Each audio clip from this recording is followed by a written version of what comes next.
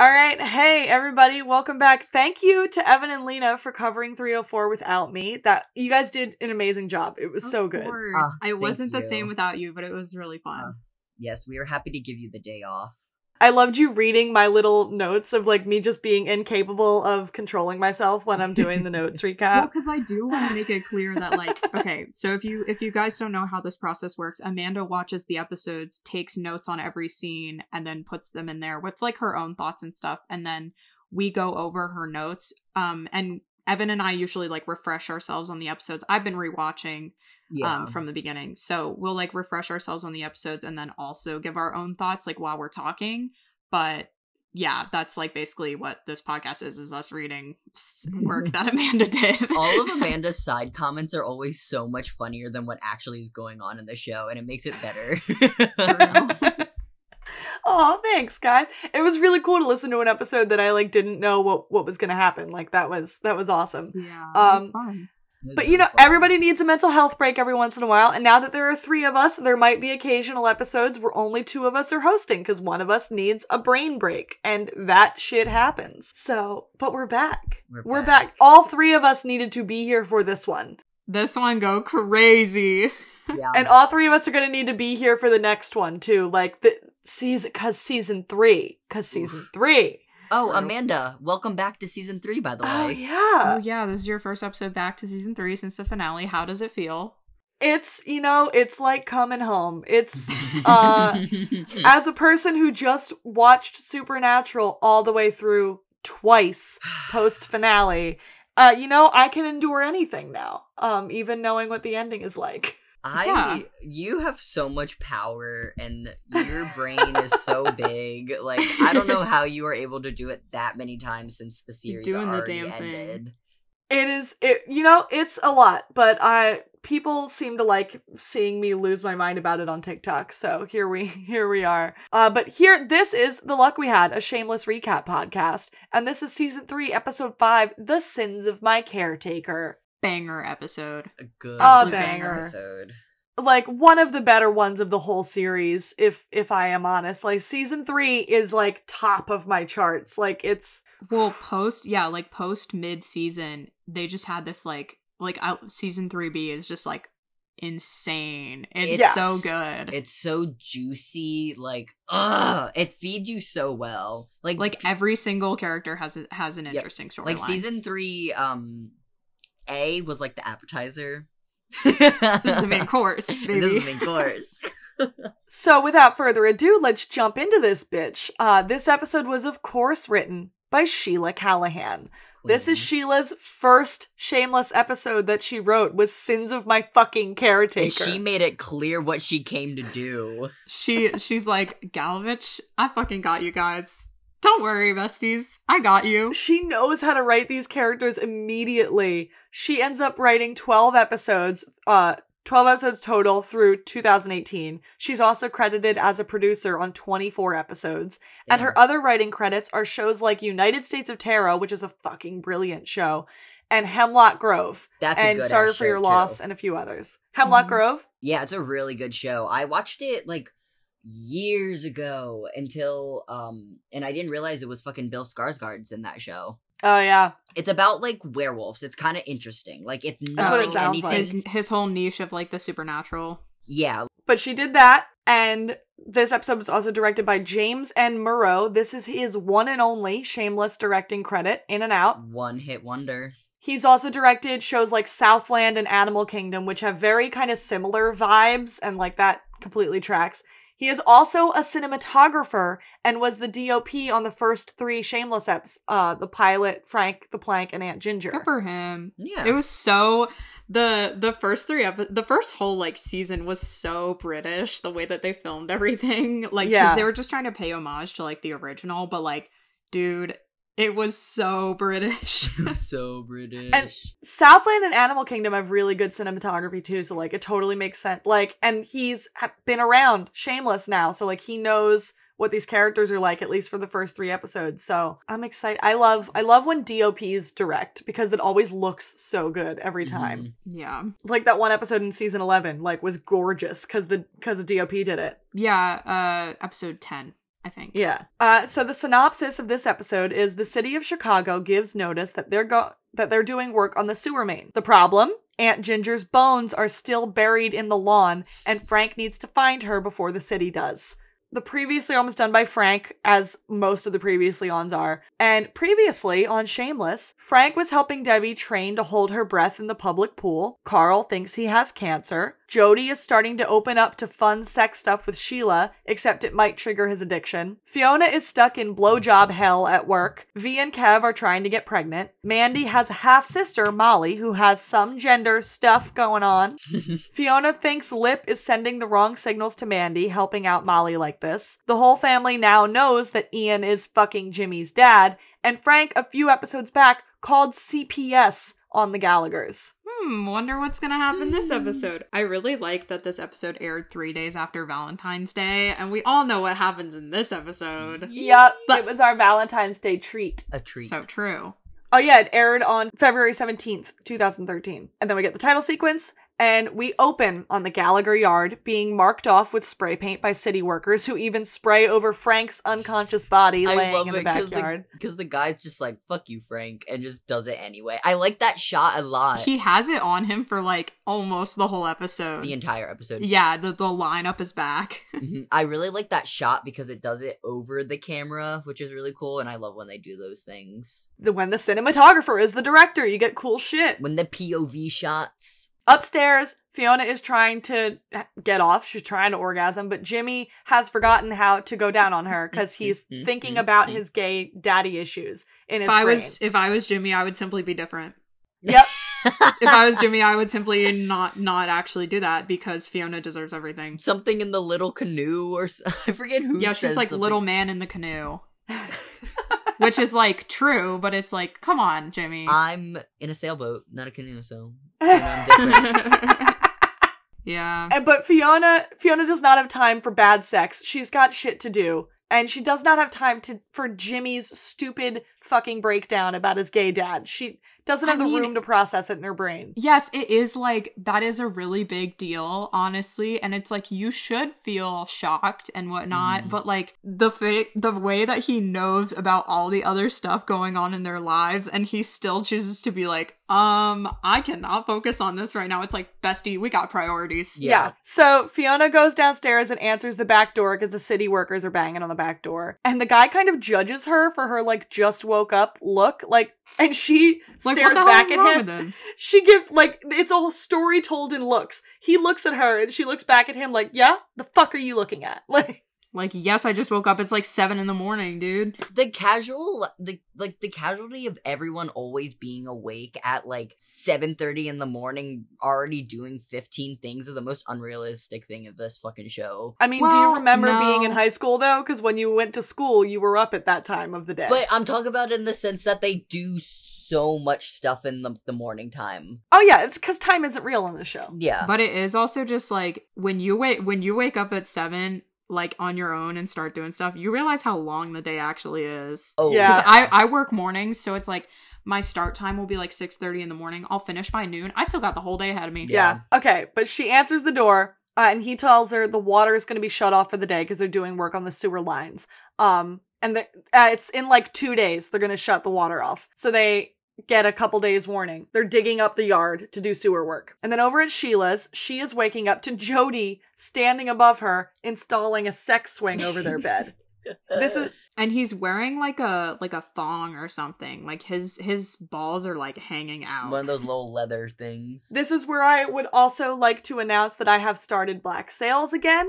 And I once again endorse everybody watching Black Sails. I think I'm going to be put in the Instagram a picture of what Jody looks like as Captain Charles Vane in Black Sails, because it's fucking hot. It's hot. He's hot. I want to see Jody as a pirate. I've yet to look it up. Like, Jody's hot, but pirate Jody? Sir, Zach McGowan. Ooh, like, okay. Pardon? Yum. Amanda is now showing us a photo of Zach McGowan from Black Sails. I will put it on the Instagram, because Pardon? Yum. Hey, bestie. But Jody is installing a sex swing because he has opened himself up to doing sexy time stuff with Sheila that's not just missionary and singing Seal. And Sheila is happy about it. She's happy that it's not boring anymore, but she's a top and she likes being a top, and she's like, being submissive is like new to me, and no, it's fine, and we can trade off, that's fine. Jodi's like, we could take turns. She's like, no, that's good. It's good to like open up our horizons, but like you can tell she just wants to peg a man and then go to bed. Yeah. But it's also like her sex life with Eddie must have been so boring for so long, because didn't she because I know Eddie like knew about the toys and stuff and like did it a couple times, but she always mentioned she was like, never seen Eddie's penis, it always had to be completely dark, like, yeah, and they only had Karen. Yeah, she was their only kid, so like they probably did missionary, and then yeah, poor Sheila. Let's see it. She's just like laying in the bed, and she's just like, I know it's supposed to help you, but I don't want to. She like turns over. She's like, And this is clearly Jodi falling off the wagon with his old sex habits being less than healthy, and like he is clearly spiraling, but she feels bad because she incited it. Mm-hmm. And then back at the Gallaghers, Fiona is on wake-up duty, 7 a.m., time to wake up everybody. She's trying to get everybody showered before the water gets turned off. And Molly beats Carl to the bathroom and is, like, aggressive about it. That scene is so tense, and for what? She's got, for lack of a better term, she's got little boy strength. Yeah. And everyone's, like, really shocked, and it's like, well... She, like, growls at freaking Carl. It's so funny. She's like, arr. And so Fiona is a total bitch about it to Mandy, and she and Mandy use he pronouns to refer to Molly, but like, I don't even know how to unpack all this conversation. Like, Fiona's like, have you told him? Like, it's just, why is it so hard? Why do you have to be a bitch about this? I don't understand. It is kind of a weird, like, gray area, because it is like, okay, Molly was raised as a girl, but like from birth, and so it's like, she hasn't been able to make this her own decision, and obviously like just finding out, she's not going to decide, oh well, I like being a boy better, I like being a girl. Like obviously she's not going to be able to make that decision like immediately, but it is like kind of, and like, I don't know, it's this weird gray area like, that they're in. Like what we mentioned last week, because it's like she obviously doesn't know what like being trans is, so it's like not even in the case of like she's like, I blah blah blah blah blah. It was just like, no, she thinks she's a girl, so she was like grown up as a girl. So like she doesn't have any problem with it, but she's like, she doesn't know what the alternative is. She just got brought up being told some girls, she's like, it's my girl penis, because some girls have those. And very true, some girls do have those, but she doesn't have the full context of that conversation in her brain. Yeah, like she's never experienced being a boy. Yeah. Being treated as a boy. Yeah. And so it's like, it's this weird little gray area that they're playing with. And it's like, I do commend them for like being ballsy and like doing that, but it's also like, nowadays I'm sure we're like, this is super transphobic, this is horrible, but then it was probably like, okay, like representation. Yeah. And I remember, quote unquote, watching this back, I totally even forgot that it wasn't even like Mandy or anyone who says it. It's Fiona who says it to Molly, being like, who tells her like, your mother who just hated men or whatever. And I was like, it's still so hard to like figure out where to place it in that fence, because I'm like, is that just Fiona projecting in that sense because of what she knows, or is that actually the telltale truth of like what happened to Molly? Because realistically, Molly's still being referred to as Molly, so there's something there. Anyways, we love her. She's cute. Mandy rolls her eyes and then goes into wake Lip up with sex, but he rejects her. He's like, I'm sorry, you have to supervise daycare. I have to go on a fireworks run with Kev. The day's busy. It's a busy fucking day. But Ian, meanwhile, is in that little bed by the window going like, other people in the room trying to sleep. If you could stop. Dude, this talking. This is the beginning of Ian's era where he is sleeping all the fucking time. It seems like every other scene he's in, he's like, I'm sleeping. I'm sleeping. Man sleeps all the time. He's a sleepy little bitch. Wake up. Wake up. Ian, wake up. And Lip asks Mandy if there are any relatives that they can call for Molly. And she's like, the only one I can find is in the Navy, but he's out at sea and I can't reach him right now. And he's like, sorry. She tries to hang out again. He's like, sorry, I got shit to do. You got shit to do. I can't. Goodbye. I'm leaving you for the day. And like Mandy can sense that he's pulling away from her. And, like, you can see it in her eyes. Yeah, this is, like, the start of Lip being a little bit too aggressive towards Mandy. Well, because it's like he is pulling away, but at the same time, they spend all day, every day together. I think a little distance in space is good for them. She literally lives there now. I agree. Yeah. But she doesn't operate that way. Like, she's feels emotionally dependent on him, and he's like, I am still my own person. Yeah. So, yeah, it is just like, so it's like, I don't really think at this point he's doing anything wrong, because I think space is good for them. Mm-hmm. And space is, like, healthy, but it is just, like, I feel bad for her because she doesn't know how to cope with that, because she uses sex as a measure of whether she's likable or not. It's, like, in the phase where it seems like Mandy thinks they're dating, but Lip's like, we're still just hanging out. Yeah. Downstairs, Debbie is still training to hold her breath, like, with a bucket. Or no, she's, like, just holding her breath while she makes breakfast. It's, like, with the toaster, I think. Yeah, and Jimmy is, like, staring into space, just thinking about his daddy issues, just leaning on the counter, staring into space like a little bitch. And Debbie compliments Molly's dress, which is in the color of the lesbian flag, which I liked. Because the child version of Debbie is a good person. And Molly says, thanks, this dress hides my girl penis. And, like, she said, Mom says it's impolite to show off my bulge. Like... Well, okay, this is kind of off topic, but, like, bringing up the whole Debbie thing, I feel, like, kind of weird about the fact that we hate her so much. Because, like, yes, she's awful, but it is also, like, every other member of the family has done shitty things. That is true. And we're all like, is it misogyny? No, it's the fact that she's a rapist. Yeah, I mean, that is obviously something that I can't excuse, but it's, like, the other stuff that we rag on her for, like, being selfish and whatnot, I'm like, but they're all selfish. We rag on the other ones, too. True.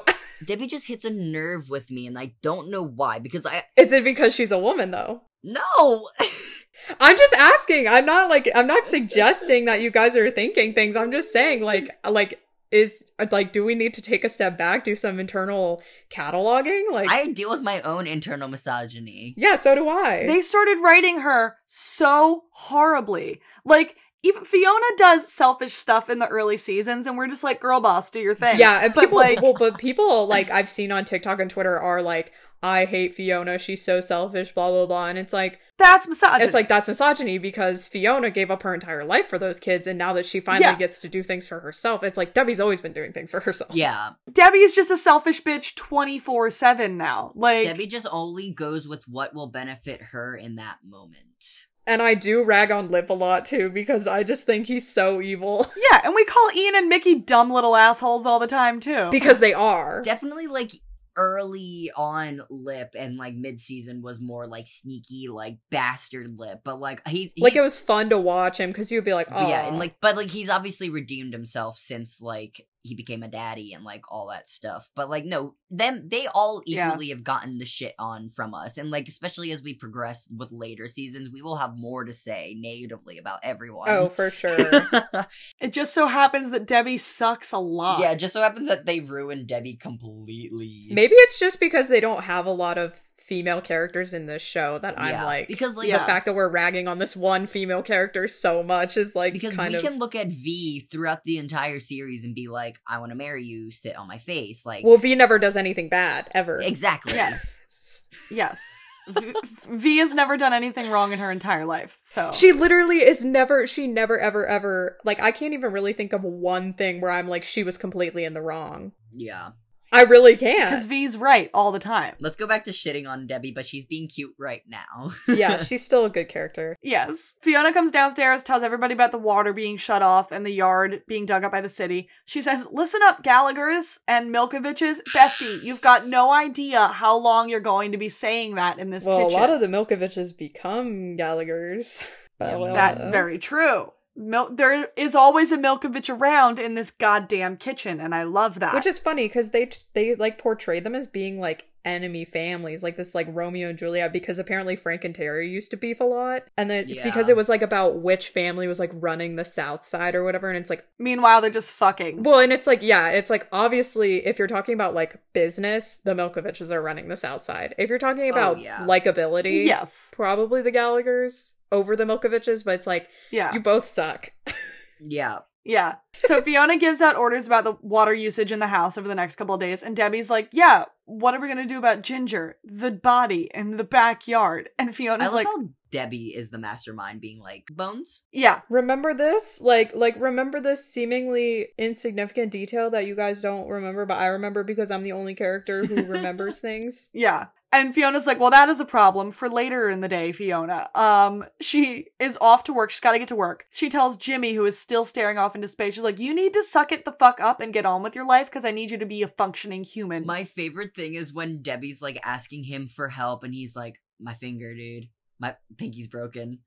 The way he just holds up his hand and points at it. I'm like, I hate you. And he says, no biggie, just my universe falling apart. Your dad likes to fuck teenage boys. That is your dad's issue, and you are a grown man who has a family to contribute to. So it's like, it's weird because he's fixated on the gay thing when I think he should be fixated on the pedophile thing. Or the cheating on his mom thing. Like, there's so many other contenders. Yeah, because he's like, oh, when I brought my friends over, was he checking out their asses? Oh, when he talked to that teacher alone, like, what, did they have sex? It's like, no, bestie, you should not be thinking about that. You should be like, does my dad find children attractive? Is my dad a predator? yeah, because he's currently fucking a teenager. Just think, just a thought. Just thinking thoughts. Yeah, not even like it's a past tense thing. They're still having sex. So Lip picks up baby Liam and does his little baby talk voice that Jeremy Allen White does, and my heart exploded. When he walks away and he goes, rawr.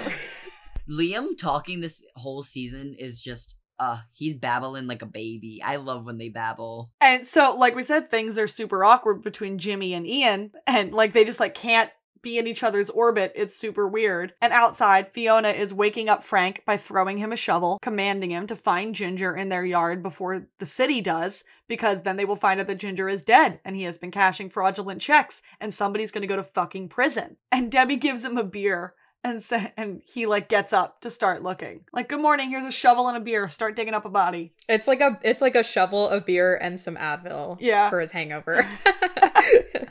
Little hair of the dog. And then inside we get the iconic Jimmy Ian moment of Ian telling Jimmy to stop looking at his dick. And he's like, I'm not even thinking about your dick in my dad's mouth. And then he says to Carl, it's a figure of speech. It's like saying, none of your business. Your dick's in my dad's mouth, man. But like, why lie? Like, just tell Carl that Ian fucked your dad. Why are we hiding that Ian is gay from Carl? Do Debbie and Carl not know that Ian is gay? No, Debbie knows because then the next season, she's talking to Mandy and Mandy's like, what do you know about Ian's personal life? And Debbie's like, oh, well, he's gay. But like Carl doesn't seem to know. Yeah, I don't think Carl knows because I just think they never told him and he didn't figure it out because he's stupid. Also, and later in this episode, when Debbie's at the pool, those girls come up to her and she's like, are you a lesbo? And she's like, no, I believe all gay people should love each other. I think they are great. She's like, I have family and friends. Yeah, like I feel gay. like Debbie definitely knows. So is this just a Carl big dum-dum moment? Is this just... I think it's like they never tried to hide it, but Carl never figured it out because nobody straight up told him. Yeah, and I feel like it's not a topic it's not like they talk about it at dinner. It's like, I feel like Lip and Ian have their own little conversation, and then Fiona and Ian have had that one conversation. I feel like otherwise it's not really like a topic. Well, yeah, and it's like Ian's not bringing Mickey around like, this is my boyfriend, everybody. Yeah. Like, that's just like not happening. So I don't know. But now Carl has so many gay people questions, and that is Carl's whole thing through this whole episode. He's so funny. This is funny, and it sets up really nicely for his foster family. I need to know where the gay penises go. Oh my god, we get to see little Hank again. Mm-hmm. Yes, but we'll get to that. So Frank comes in the back door and asks Jimmy if he's any good with power tools, and Jimmy just holds up his broken finger. He does call him Jamie, though. He's like, Jamie. He gets flat out rejected by Lip, too.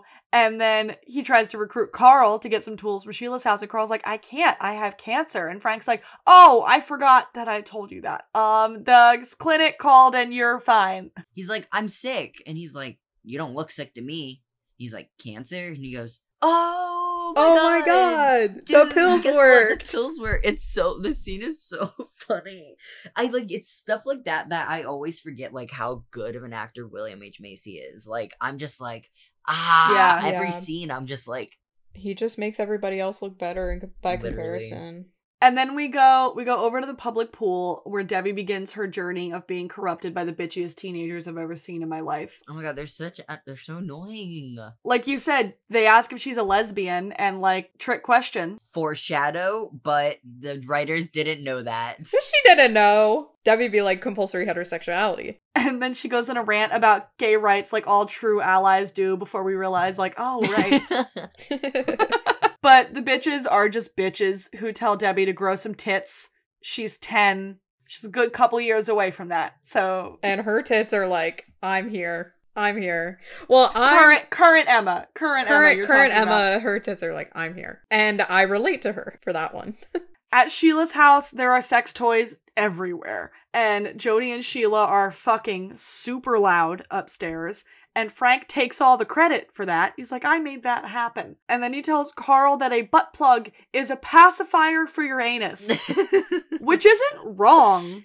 Anyway, there's a knock on the door and it's a priest. It's a priest with another person for Sheila's hospice. But I can't stress enough how many sex toys are in this living room. There are so many sex toys all over this living room of the house that the priest is currently knocking on the door. And so Jody comes downstairs in a fluffy purple robe and helps bring the patient inside. It's a nun who has taken a vow of silence. Do you have to have like any like credibility for taking in random hospice patients, or can you just be a volunteer? She got a license. Okay. You have to have a license. So like originally with Peg, she was just taking care of her, and then she was like, I really like this. And then there was that other guy who was like had the throat thing. Yeah. And they just kind of gave him to her because he was homeless living in the church basement. Mm-hmm. She's pretty much just taking on anybody that the church can't and doesn't have room for anymore. Yeah, and then I think she ended up getting a license like in between that. Gotcha. Yeah. But there's a great moment in all the chaos of the priest and Jody and the sex toys and Sheila and the nun where Frank interrupts and he's like, where is the shed key? And Sheila's like, oh, it's over here. Why are you orange? Because of the orange stripe going down. And like, it was just a great Joan Cusack moment because it was just chaos, chaos, chaos. Why are you orange? And he just doesn't answer. He's like, don't know. Don't care, actually. But at the cash and grab, Lloyd or Ned, I guess he is Ned now, and they just decided that was his name instead of Lloyd. Well, Lloyd is the fake name he gave Ian. No, Lloyd is also what Jimmy's mom called him. Yeah. No, his name's Ned. His name's Ned Lishman. No, Jimmy's mom at dinner called him Lloyd. And then later at the house calls him Ned. Okay, so they forgot. Maybe Lloyd is his middle name or something? Yeah, I bet it has to be something it's like definitely a name of his. Because like there's no way. Yeah, because Ian knows him as Dr. L. But not like Dr. Lishman, like he's like Dr. Lloyd. Let's not pretend that they put any thought into this. They forgot what his name was, and they gave him a new name. So at the cash and grab, Ned comes in and half-assedly apologizes for climbing naked into bed with Ian's brother. And then he asks if he can kiss Ian in the cash and grab. And then he asks Ian to rob his house for him because his wife changed the locks and he needs some of his stuff. And he steals a strawberry. He like seductively eats a strawberry. Okay, Harry Hamlin, that's fine. I don't get why, like, are him and the wife beefing so much he can't even grab his shit? Like, yeah, she changed the locks. Get fucking Jimmy to go do it. She's been like throwing all the stuff out. Ned's like, whatever, I'll just like file insurance for it and get the money. So because he tells Ian, take as much as you want from the house, I don't give a shit. And like, fam, how are you still okay with flirting with this teenager after being caught naked by his family? I don't know, maybe the whole like being able to steal stuff is like his way of apologizing. And but also like not two episodes ago getting beat the fuck up by Mickey too. Like Mans is just like, yeah, I'm a die. He's like, I'm down bad. I'm still ready. Let's go. Yeah, I'm down bad for Ian. So Frank took a riding lawnmower from Eddie and Sheila's shed and a bunch of Eddie's old tools from Sheila's house. And now he and Carl are headed back home. He's riding a riding lawnmower, which you don't need to dig up a yard. Why did you steal the lawnmower? Just for transportation, probably. Yeah. Carl is asking gay sex questions with Jaime strapped to his chest. I love that he's carrying Jaime. But, like, this conversation with Frank and Carl is, like, kind of okay. Like, Frank is always kind of great with gay sex conversations. Because he doesn't hold anything back, but he's also not, like, super detailed about it. And he also doesn't, like, judge. Yeah. Because as we've seen, he has hooked himself out to pay the bills Yeah. sometimes. Yeah, he's like, I don't care what people do, actually. And I feel like people, Yeah. this is a lot of the things, like, people always forget about Frank's character is that, like, he'll say whatever he needs to say in that moment to be able to get what he needs. So, like, whenever he's, like, more nasty and more negative, even though that is him as a person and stuff like that, especially, like, certain topics and stuff like that, like, you can tell, like, when it's, like, genuine and when he's doing it to benefit only himself. Like, this shit, like, he's even, especially from the get-go, when he caught Mickey and Ian, he was just like, what's up, guys? As you were, soldiers. Like, he was like, I'm gonna take some money while I'm here, but at work, Fiona is getting pranked and harassed by her coworkers. They're putting tacks in her change drawer, because she's the only person not blowing the manager, and they're all fucking pissed about it. Also, who doesn't see tax in your drain drawer? Because, bitch, I look at those coins. If they're clear, or if they're silver, they look like coins. You throw them in with coins, and they look like coins. Yeah, I guess so. Yeah, and also, like, when I do change, like, I'm going so fast. Yeah. Oh my god, I'm literally so bad with money. I stare intently and have to, like, count 14 times to be able to take money out of the register.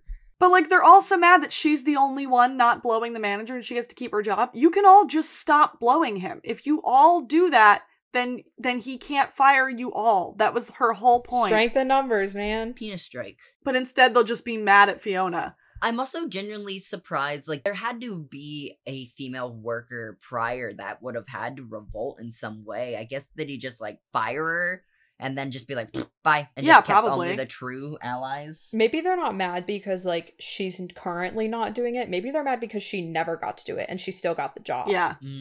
Because I'm sure other people have just been turned away when they've refused, like Fiona initially was, but nobody's ever taken the time to come back and blackmail him. Yeah. But, okay, so over to the doctor's office. V is worried about the fact that she still isn't getting pregnant. And I would like to take this moment in this episode to address the Gilmore Girls to Shameless pipeline. Alex Borstein was a Gilmore Girls bit actor because she was also married to the guy that played Suki's husband for a while. She wrote for Shameless. V's doctor in the scene was also a reoccurring townsperson on Gilmore Girls, Gypsy the Mechanic. And then later in this episode, Lane Kim shows up in Shameless. Alex Borstein is the center. The Gilmore Girls to Shameless pipeline. The Workaholics to Shameless pipeline. The Workaholics to Shameless pipeline go crazy. Actually, I feel like it's like, no, because she probably hooked up Steve Howey and Blake Anderson. Yeah. Oh, yeah. It's things that make you think. But V's mom is also there to help to give her moral support and tell the doctor that she got Veronica's hopes up about the likelihood of her getting pregnant. But Veronica's now being told she has a 99.99% chance of not getting pregnant. At the Gallagher house, Carl is getting a less than helpful gay sex lesson from Hank while they dig up the yard. Yeah. Your pee holes get bigger. Yeah, isn't he like the pee hole opens up and one goes into the other? It was like when you get, like, hard or whatever, your pee hole gets bigger. I guess, like, because little Hank is always like, oh yeah, I watch porn. He hasn't stumbled across anything. Yeah. Little boys are stupid Really? and they make things up to make themselves sound smart. That's what little boys do. Maybe. Yeah, he's like, yeah, I know. Mandy is chipping in at the daycare. Debbie brags about her day at the pool to Frank and that she didn't get drowned. And then Carl and Hank hit a sewer line when they're digging. And now the whole yard smells like sewer line. Well, yeah, because they're like, we hit something, and it's like, Bessie, how did you not know that was a pipe? And then on the side of the road, somewhere on their firework journey, Lip and Kev are trying to get the ice cream truck working again because it probably crapped out. And they're talking about Kev and V and Kev's wife like Lip wasn't there. Like, he's like, that's crazy. Your wife showed up. Like, you literally protected the television from the fist fight. What are you talking about? I think maybe he's retelling how, like, the events when Lip wasn't there. Like, oh yeah, she showed up, stayed in my house, like, did this and this and this. Because did Lip only show up for that last end scene? Yeah, that was because the whole time he spent that episode doing the pedophile thing. Oh, but they're just doing that so that they can start talking about Lip's relationship. Yeah. Because Lip says Mandy is getting clingy, and Kev says, yeah, you rescued Molly. You're like a superhero. And then Kev asks a bunch of questions. He's like, does she do your laundry? Does she cook for you? Does she? Yeah, you're ghetto married. 1 + 1 is 2. I think you referred to this like literally like right before we stopped doing season 3, like 2 episodes before. You mentioned like the whole ghetto married thing, and I love that line so much. And Lip says he hates it. He hates this situation. And Kev's like, what the fuck is wrong with you? It's like, you get sex and she's nice to you and she cooks for you. What is the problem here? And then he says, Karen messed you up, dude. Kevin is wise. Lip's face. He's like, no, she didn't. But it is like, yes, Karen messed him up, but was it really Karen's fault, or was Lip like... It's not entirely her fault, but she was his first great love, and the way she treated him did fundamentally fuck him up about relationships. Yeah, true. Well, she looked good doing it. They get the truck running again, and then they're back on their way home. Speaking of home, Fiona walks in with groceries. Debbie bitches about daycare moms who make up stupid excuses about why they're late for pickup. And in the living room, Jimmy is still bitching about the gay dad stuff and says that gay dudes hit on him all the time, to which V points out, yeah, dude, you usually smell good and you take care of yourself. Of course gay dudes hit on you. Like, look at you. It was like, you wear coconut hair product. And you look like that, bestie. Debbie and Carl reveal that they did not find Ginger in the yard, and they're in fact busted the sewer line instead of finding the bones of the woman buried in the backyard. And then Kevin Lip come in with all of the fireworks asking, they're like, we ran out of room, can we store it here? And Fiona's like, are you crazy? Look at that kid's face, pointing to Carl. He's so got excited. crazy eyes. So excited. And then Fiona talks to Kevin V about putting up with Jimmy's dad stuff. And he's literally within earshot hearing everything they're saying. And Kev tells Lip how to reorganize the truck. Like, actually, if you move this and that, we could put a bunch of fireworks here, here, and here. And Mandy's like, I'll help. And she like jumps up and helps. Like, and then V lies to Kev about never having had the chance to go to the doctor that day. She just lies and says that she didn't go because she doesn't want to talk about it. And Fiona asks, like, can you get a surrogate? And V's like, are you volunteering? Fiona's like, fuck no. So Vi's like, well, then it costs too much. And then she chops some meat about it. They're just chopping up meat. She's aggressively chopping that, like, it's a thick old piece of meat. Yeah. It's from the deli section at the store, so it's like bulk meat. And then at the Jackson house, Sheila is trying to bond with this mute nun, this nun that has taken a vow of silence. And Sheila's trying to talk to her and bond with her, but she keeps getting distracted by the installation of the sex swing going on up in her bedroom. It's just like drill sounds and hammering. It's so funny. And Sheila looks like distraught, and she's like, you've taken a vow of silence, so you don't talk to anybody? And then the nun like pretty much confirms it, and she's like, okay, and then she starts unloading on the nun. It's like, ooh, bestie. She starts cleaning her sex toys in front of this nun and venting about how she made a mistake pushing Jody like she did, and now she can't find her way out of it. Like, baby. Was not a good idea doing that, Sheila. She says she can't figure out if what they're doing is hurting or being healthy in bed, and she's like, I enjoy inflicting sexual pain. It gives me so much pleasure.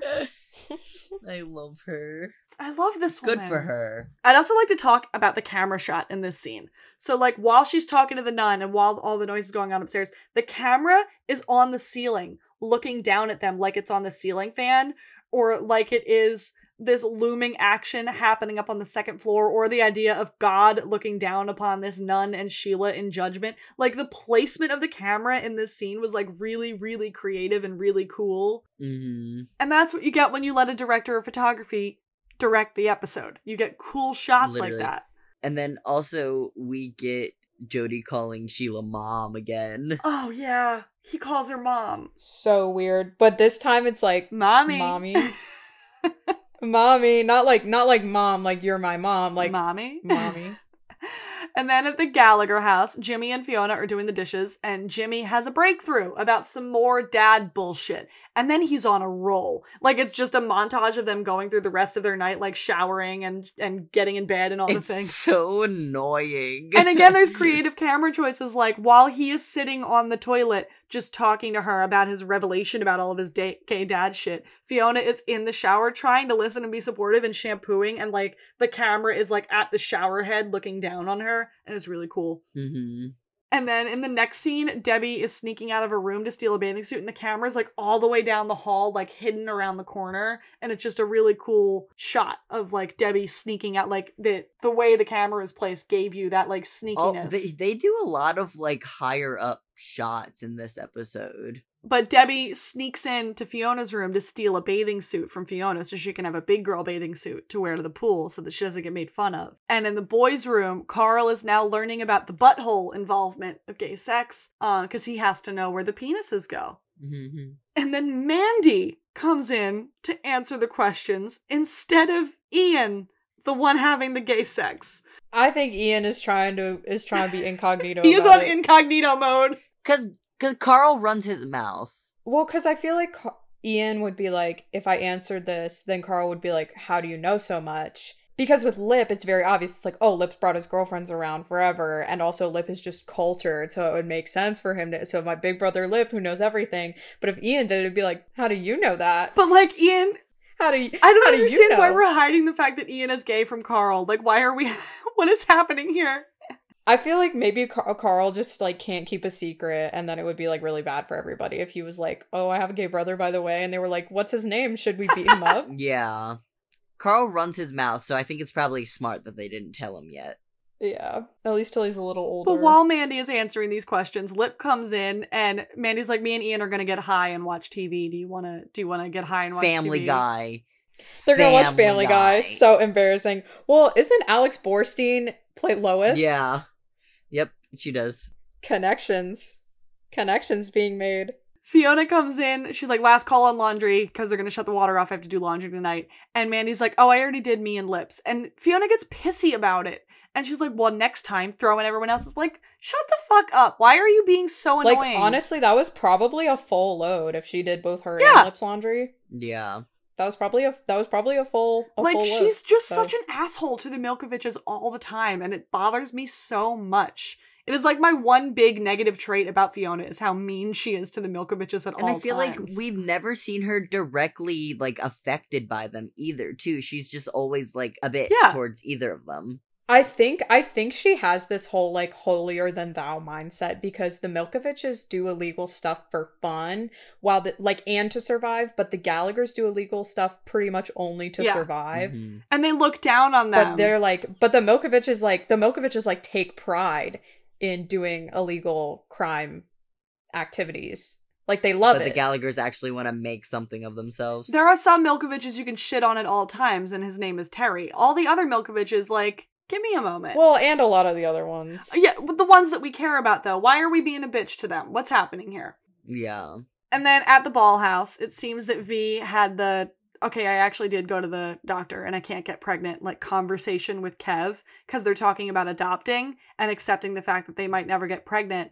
And V goes on a rant. She's like, is it meant to be that I got an STD that trashed my tubes and how I found the bastard that gave it to me on Facebook, saw that he has 8 kids and went a little crazy in a post on his wall? I'm like, baby. Poor V. Yeah. And Kev says he wants to, she's like, and fuck you for not wanting to fight for this. And he's like, baby, I want to fight for this more than anything in the world. And they're like, well, that means just because we don't know if we can doesn't mean we should stop trying. And so they fuck. Mm-hmm.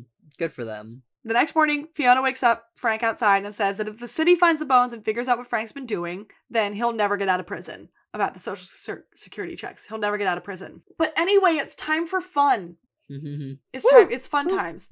Woo. This is when the episode starts ramping up. Everything starts coming together. It is like the true halfway point of the season. Like halfway through episode 5, we're like, and we're off. It's, Ian and Mickey are on a rooftop somewhere in an obstacle course that I can only imagine that they built together. Fucking adorable. It's their hangout. It's their spot. It's their spot.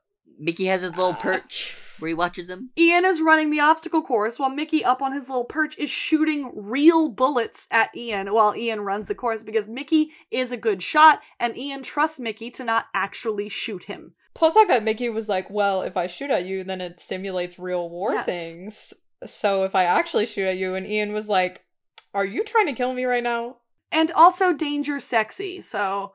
Cigarette sexy, maybe? Ian brings up robbing Ned's house with him, and he's like, can I bring my cousins? And Ian's like, yeah, sure. And Mickey's like, I don't know what you see in that geriatric Viagroid. And Ian's like, he's nice, he buys me stuff. And Mickey shoots the gun twice in what I have always interpreted as Mickey going, bullshit, to that answer. And then Ian pauses and goes, he isn't afraid to kiss me. And then we get a gorgeous shot of Mickey blowing out smoke with the gun in his hand. From his nose. He's like, from his nose, he just kind of like looks at him. Iconic. Bestie. That has to be the photo So that we use for good. this episode, because that shot is fucking beautiful. And he's all sweaty from like the sun. And he's Sheesh. contemplating, he is thinking about those things that Ian just said to him. He's like, he's not afraid to kiss me. Is Mickey afraid? What are you afraid of, Mickey? Well, because what I wonder is, it like, okay, is this just their first kiss on screen, or has it happened before, maybe by accident, or has Ian tried and Mickey's like pulled away? Well, there's the famous kiss me and I'll cut your fucking tongue out. So, like, I guess it's Yeah. just an agreed upon, they never talk about it, they never kiss, it's never a thing. Because obviously, we talked about this before, how obviously Cameron was not 18 for a while, so they obviously weren't allowed to kiss. So was this just put in to But then it became a thing. Yeah. Yeah. But I do feel like maybe Ian tried to push it a couple times, and then he was like, Ian has whoa. definitely, like, kissed his neck and, like, and tried it and pushed his luck and little things, but Mm-hmm. I love this. Like, he isn't afraid to kiss me. Like, he didn't say anything directly to Mickey, but he laid that out as a challenge. Yeah. Like, step up, bestie. Over to the ice cream truck, Kev and Lip are slammed. There's people everywhere. They're super busy. And Mandy comes in. She's like, can I help? And Kev is like, yes. And Lip says no. And At the same time. Mandy sits there and she, like, tries to help to roll some joints for them. And she asks Lip, like, do you have community service hours left? Maybe I can help you finish them up. And she's being nice. And Lip snaps at her and tells her to go home to her own fucking house. She's trying to help you finish your community service, you absolute fucking dickhead. Yeah, she was trying to make it easier for you, douchebag. And even Kev agrees. He's like, that was harsh, what you just did. I'm like, agreed. Especially to a woman whose family can have you killed. Maybe handle her a little softer. Just a suggestion. At work, Fiona gets locked in the bathroom by her coworkers, who blow smoke into the room and then set her up with a pack of cigarettes sitting on the sink to try to get her into trouble. The manager tries to call her out on it, and she's like, I don't even smoke parliaments. Yeah, they're a Marlboro family. Yes, they are. Marlboro Red, baby. Not only was I not smoking, that's not even my fucking brand, bitch. Love you. And then back at the community pool, the older bitches are trying to corrupt Debbie still. And she's wearing Fiona's white bikini, which she has the top stuffed with socks. And the bitches are like, oh, nice tits. And they clock it. But Debbie doesn't understand that they are clocking her. And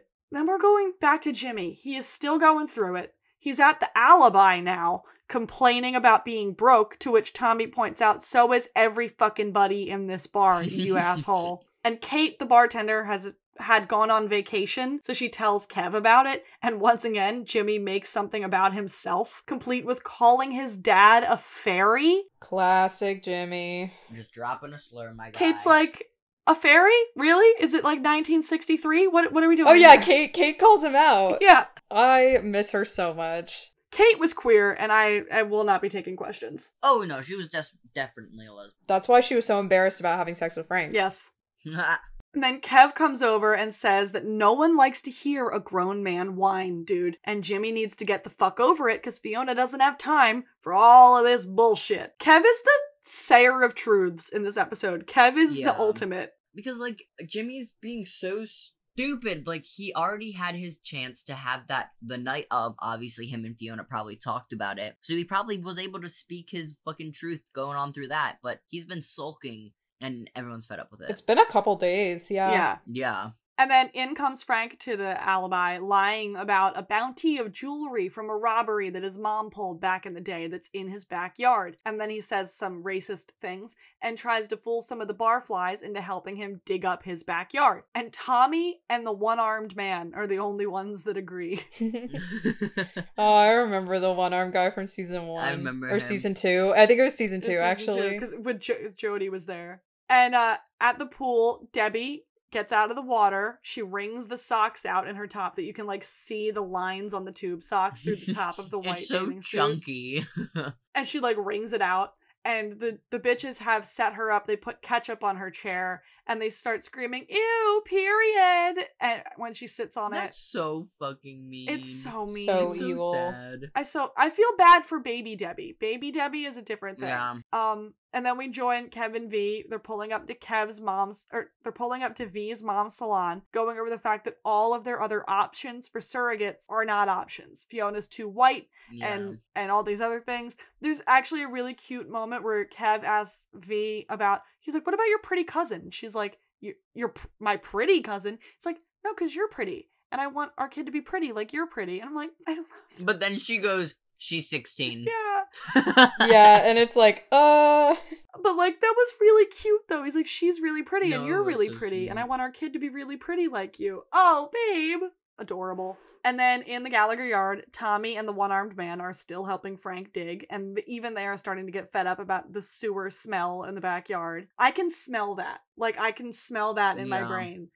Inside, Ian is in his ROTC gear for some reason, and like we never understand why. He doesn't say where he's going. Like, there's no reason that he's in his ROTC gear. And he asks why Lip is being a dick to Mandy, and Lip says, "She's not my wife." And Ian, in that soft little Ian voice that he does, says, "No, she's a good person who does nice things for you. And just because..." Facts. And he says, "I'm her best friend, and just because Karen wiped her ass with you doesn't give you the right to shit on Mandy." his best line Boom. this entire episode. Yeah, yep, I don't even count he isn't pretty kiss me. No, that is his best line this whole episode. yep. You tell him, King. And then Fiona comes in. She's like, "Well, Frank still hasn't found the bones. Bad news. We all have to dig all night long to find Aunt Ginger before the fucking city does." And Molly makes a couple comments about what her body is like for a girl. And then Fiona sits her down and tells her that she isn't a girl, except maybe she is. You don't know, Fiona. You don't know. Mm-hmm. Yeah, but it's also like Molly was never presented the option, so maybe Yeah, like she we doesn't said. really know either. But like, maybe Yeah. she is a girl. She just needs proper education about what's happening with her body. But Fiona was evil for the way she said it. Yes. I am not Oh, yeah. anti-Fiona, but I am anti the way Fiona speaks to every fucking Milkovich that enters that house. Like, I am anti that. Yeah. Upstairs, Debbie is crying. She comes running in crying about her encounter at the pool. And Fiona goes up to check on her, and Debbie tells her through the door. Like, Emma does a great job in this. She's fully sobbing, telling Fiona through the She's door. always been a really good crier, crying on command. She's fantastic at it. Yeah. Especially, like, for a 10-year-old. Like, this scene was really good. Oh yeah, I mean, she did a really great job in season 1 when Monica was back, and Ethan was just sitting, like, stone-faced next to her, and she was full-on sobbing. Yeah. She's very good. She's really good. And she's like, I didn't even get my period. They just faked it. They're just bitches. And like, Fiona gives a really great speech. She's like, "You're gonna get to watch them and you're gonna get to learn from their mistakes." And babe, the speech is great. Emmy delivers it really well. But knowing how Debbie turns out, it like rings hollow, like that whole speech. Mhm. But we do get the "nobody fucks with the Gallaghers" line. At Sheila's house, she's still tending to the nun who is asleep in the living room, and the nun has like this iPad that the priest said that she likes to play Candy Crush and everything on. No, it was Angry Birds. She was like, she could play Angry Angry Birds till the cows come home Yeah. or something. So the nun is asleep, and so Sheila goes over to pick up the iPad, and she looks at the iPad, and the nun is running a blog where she is posting all about Sheila's sex life. And the blog is called Sins of My Caretaker. Episode drop. Amazing. What a cool concept, though, actually, is like a nun in hospice who took a vow of silence but runs a blog and posts about her caretaker. Like, the creativity here. Another great Joan moment. She's like, "I thought you took a vow of silence. That silence doesn't include the internet?" Like, in the yard, everybody's still digging. Carl has gotten into the fireworks and he blows up a portion of the yard, and everybody freaks out until they're like, "Well, that kind of worked, actually." And so they go tell him to get more. And then through this, this is another great shot. He throws the firework, it explodes, and then through the smoke, Jimmy comes walking into the yard. Drunk, stumbling Jimmy. Yeah. Mm-hmm. With like a glass from the alibi in his hand. And he's still complaining about his dad.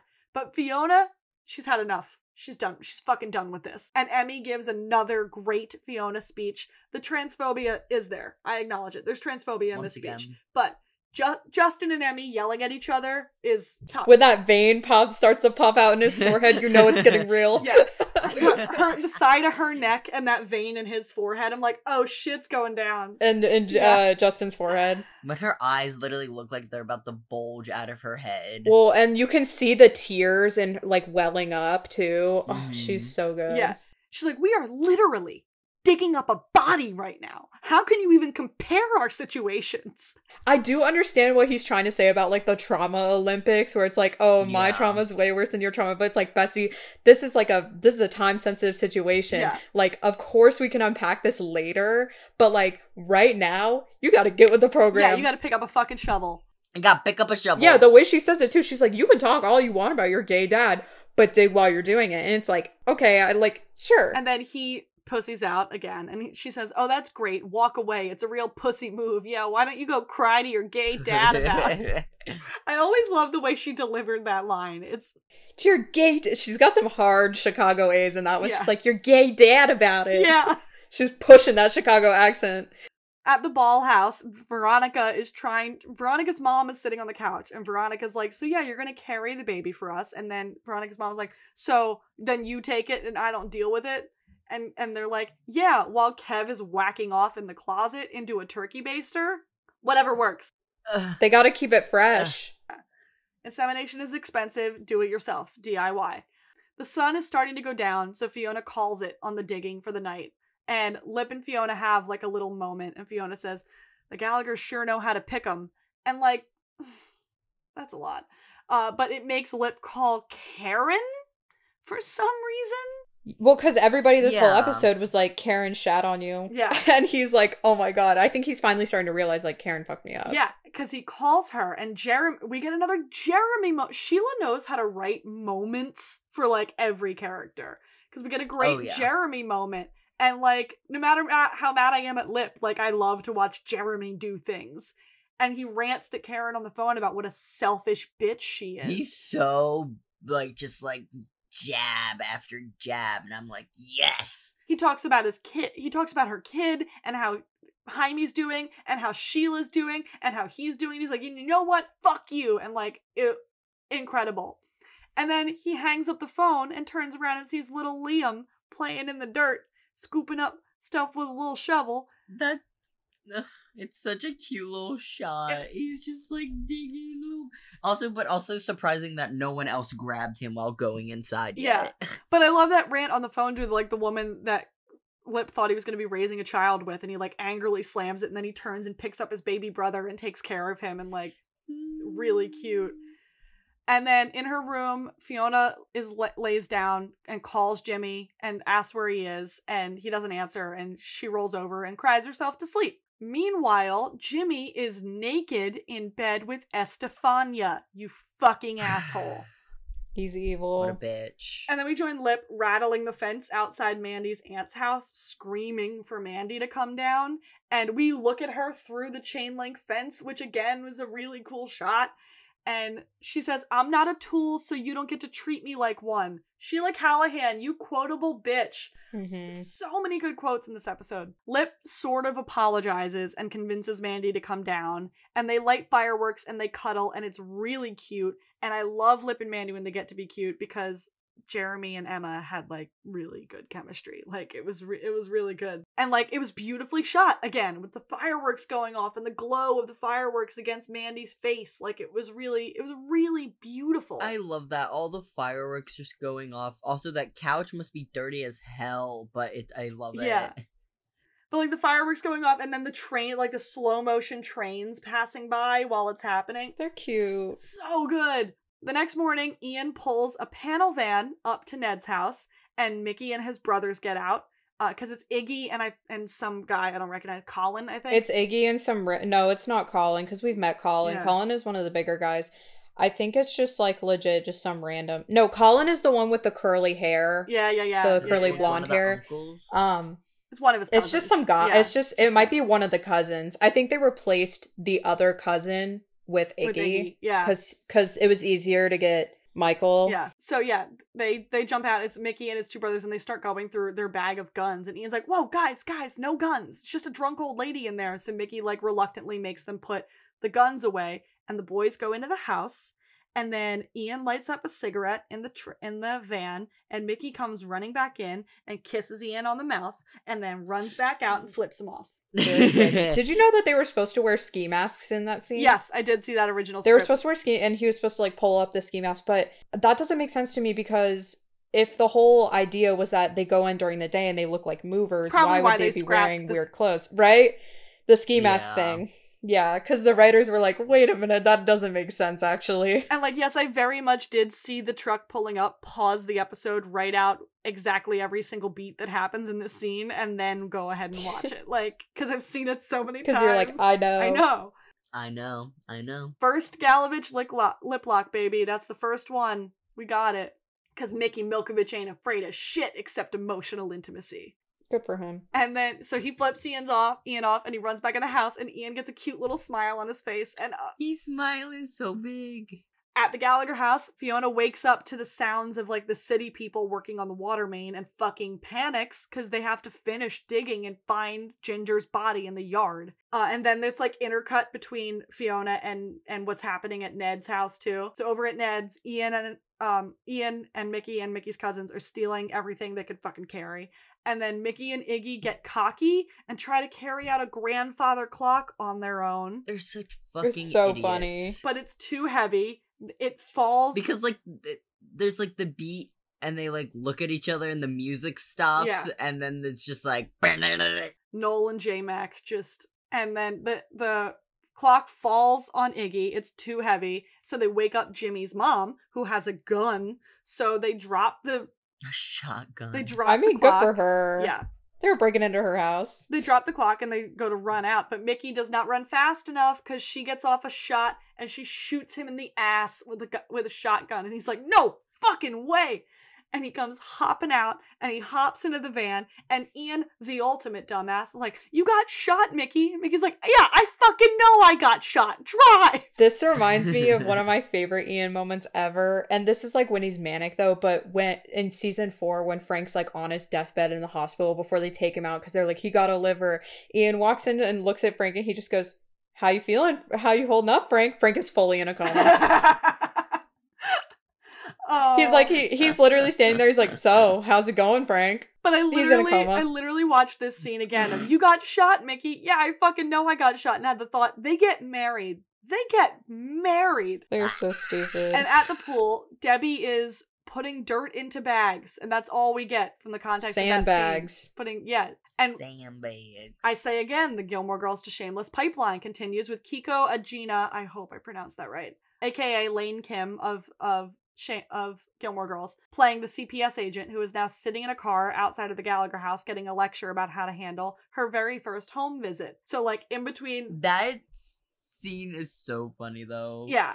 She's Oh like, my "Don't God, sit on yeah. the couch. Don't make eye contact. Don't make a..." Like, it's so funny. So, like, they're sitting and she's going through it and she looks very nervous and very scared. And then the van pulls up and Ian and Mickey's, I think Iggy, Ian and Mickey's brother carry a bleeding Mickey into the house. And then the other brother gets in the car and drives away. And, like, I love this scene. Mickey bent over the kitchen counter while Ned taunts him. Like, Mickey is suffering, but it's funny. It's funny. Yeah. The way he slaps his ass, the audible, like, smack. Oh no! After he pulls the bullets out, but he goes, "Isn't it the toughest F beater this side of the Chicago, like this side of the Mississippi?" And Mickey goes, "Fuck off." Fuck off! He was doing you a favor, bitch. And, like, I love, there's, like, a really cool fade of non-diegetic to diegetic, which means, like, sound that exists outside of the world of the show, and then sound that exists inside the world of the show, like, through headphones Oh or yeah, whatever. this is really brilliant. There's a really cool fade of that, of, like, it is the overarching sound. It is the sound in Fiona's headphones. It is the overarching sound again. Like, it's really, it pulses back and forth, and it's really good. This episode's really technically well done, and I really enjoyed it. So what's happening at the pool? Why did Debbie make those dirt bags? Oh, it's so she could use them as weights to weigh herself down. And she goes, "I'll show you, tits." And she jumps in the pool and weighs herself down and drags one of the girls down to drown her.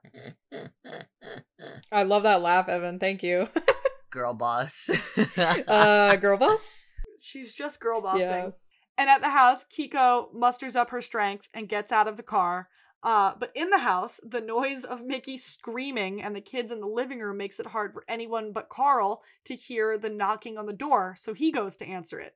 Sorry, her character's name is Brittany. If you didn't remember that. Yeah, her character's name is Brittany. Yeah. So she introduces herself in a second, but yeah, this is, again, it's so technically well done. The chaos of like what's happening in the living room and her, and then what's happening in the kitchen and Fiona in the backyard. Like it keeps cutting back and forth, and the chaos is so good. Because meanwhile, while he's letting her in the front door, Fiona finds Ginger in the backyard, and she finds her foot, and she gets so excited, and then she runs inside and sees the bullet removal surgery happening on her kitchen counter with Mickey's ass.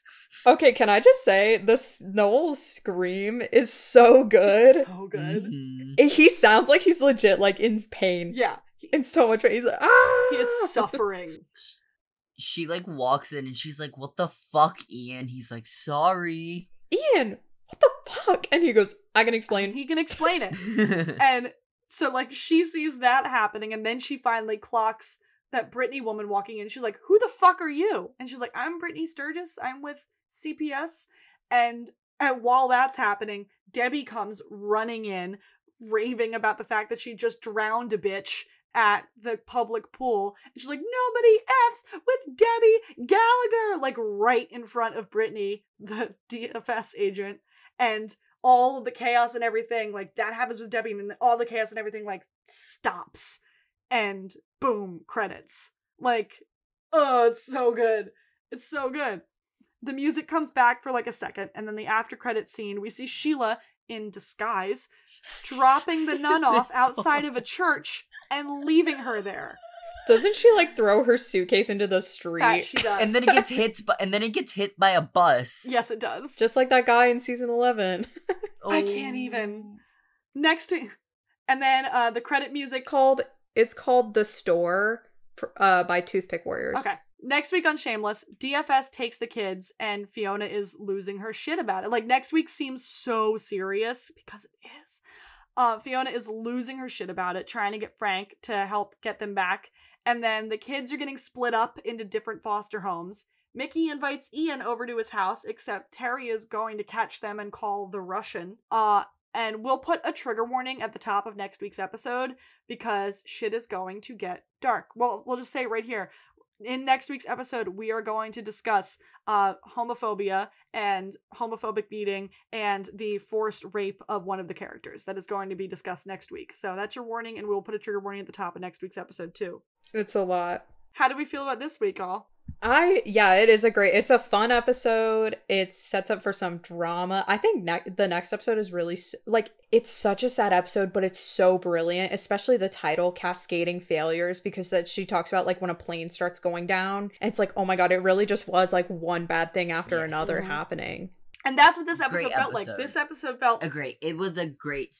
It was like gradual build up. First of all, I love the duality of the title, The Sins of My Caretaker, like what's going on with Jody and Sheila, and then DFS is coming in because the caretakers aren't doing their jobs, like the sins of my caretaker. But also Jimmy's whole thing, the sins of my caretaker, like his dad being like a piece of shit. Yeah.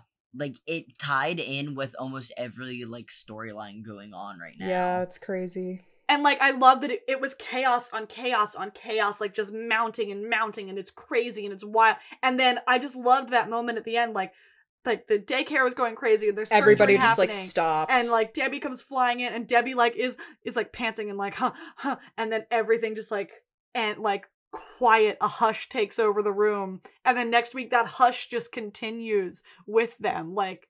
and the second half of the season is so good. 3B dominates. It's so sad, but it is, like, so good. Yeah. It's so well written. It fucking parties. Like, it dominates. It's so good. Evan, what did you think? Sheesh. I really enjoyed this episode. It's just, like, it's basically just, like, the kickstart to the B of, like, season B. Like, I just... as we said, like, next week's episode, like, even though it's so sad, like, this one sets up so much for it, even though, like, I'm not ready to experience it all. Yeah. So yeah, that was this week. Like I said, I I made an Instagram post about this, but we are going back to the every 2-week schedule. We did once a week when the show was airing because the show was airing and we wanted to keep up with everything that was happening. But we all have jobs and life and things are opening back up and the world is starting to turn again. So we're giving ourselves... I'm fully vaccinated now, guys. Are we all fully vaxxed? Yes. I think so, because Evan was a one-shot wonder. One-shot wonder. That Johnson & Johnson... Wait, you're Johnson & Johnson. Did you get Moderna? I did. I got Pfizer. Oh my god. Oh my god. We're in the club. We got... Pretty bitches. Oh my god. We're such pretty bitches. I love So this. if anybody has questions, you can come to us, because whichever one you're getting, we know. I know. So to give us breathing room, this episode is going to air on May 11th. We recorded it on May 3rd. If anything happened between May 3rd and May 11th, we don't know about it. That's because that's when we recorded this. Oops. Oh, should we talk about Noel hitting his head? Noel posted just a photo with his head bleeding, just blood out, just on Instagram. Yeah, he was like, I was helping a friend move and I hit my head and then he like cut his head open, but he's fine because head wounds like bleed a lot. Yeah. But I was just like, dang, what if they open up his skull and there's no brain in there? What if they just shave his head?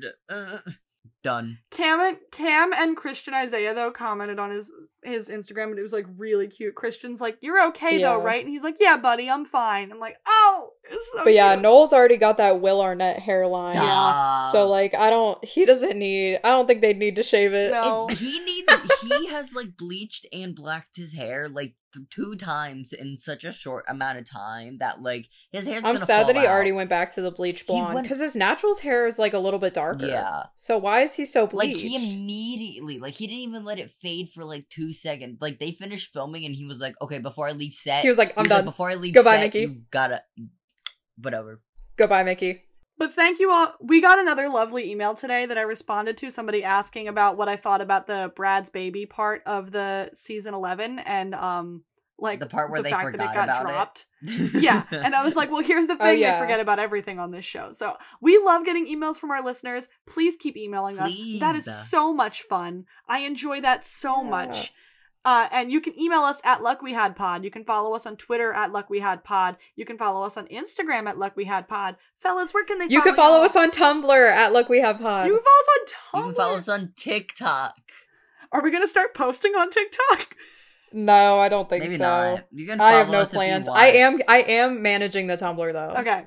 And Lena is actively working on transcriptions, and we'll start announcing when those come out when we have, like, a full season's worth, or, like, whatever. Like, It is going to take a really long time. It does take a super long time. Yeah, but transcriptions are coming, we promise. And thank you all for listening. And Lena and Evan, where can they find you on the internet? They can find me on Instagram at Kojak, COJACKK. They can find me on Twitter at DursHolmvik, but the L is an I. Evan, where can they find you? You can find me on TikTok and Instagram at IWannaDie4000, and you can go ahead and find me on Twitter at InternetLifeYo. Nice. And thank you all again. Like we said, we're going to be coming every 2 weeks. Sometimes it'll be... Wait, Amanda, where can they find you? Oh, yeah, you can follow me at AbnormalAmanda on Instagram, at AbnormalAmanda_18 on TikTok. And yeah, follow the show at luckwehadpod everywhere. And like I said, we're going to be coming every 2 weeks. And sometimes it'll be all 3 of us. Sometimes it'll only be 2 of us. And like, whichever 2 it is, we'll vary. We'll have a great time no matter what. There are 3 of us now, so that guarantees that at least 2 of us can record a fucking podcast every week. We can have some banter. Yeah. And we're going to get the damn thing done, but we are so excited for next week. Oh my god. So stick around. I'm nervous. Stick around. And we'll see you guys later. Remember to rate, review, and subscribe. And we'll see you guys all next time. Yeah. Bye. Goodbye. Bye.